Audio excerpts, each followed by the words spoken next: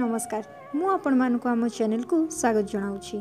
समस्त विवाहित नारी यह निश्चय जानी रखिबा उचित। एपरी भूल करने द्वारा अनेक क्षति मध्य होता है।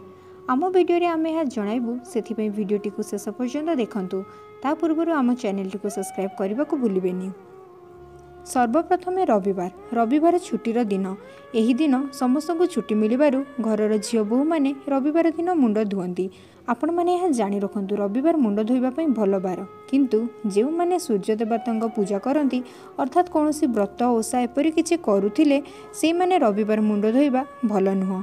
तापरे सोमवार समस्ते महिला मुंड धोई पारिबे। किंतु जेउ महिला माने शिव आराधना ओषा पूजा किंबा सोमवार व्रत करुछन सेमाने सोमवार दिन केश न धुअंतु। अर्थात जेउ माने विशेष पूजा करुछंती माने सोमवार दिन केश धोइबा भल नुह।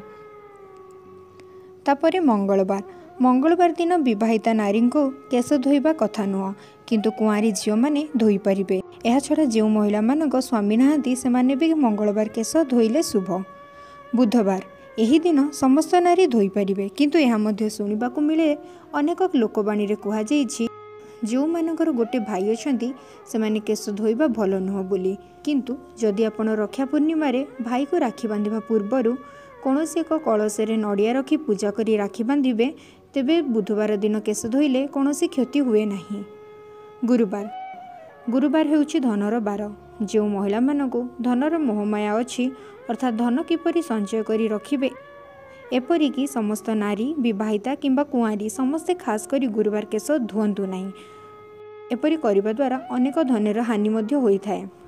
शुक्रवार एही दिन केश धोई पारिबे। किंतु जो माँ मानक पुओ अछंती अर्थात पुत्रवती माँ से बुढ़ी होबा काहेकि सेमाने केश धोइबा भल नुह। गोटे कहवत भी अछि, शुक्र को धोए माता वाल कष्ट पाए उनका लाल। अर्थात जो माँ शुक्रवार रे केश धोइबे सेही महिला पुओ कष्ट पाइबे।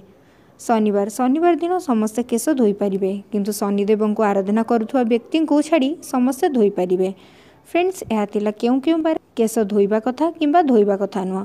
आशा करछि फ्रेंड्स वीडियोटी आपण मानको पसंद आस्थिबो। पसंद आसले लाइक करंतु। एपरि अधिक वीडियो देखिबा पे हम चैनल को सब्सक्राइब करबा को भूलिबेनी।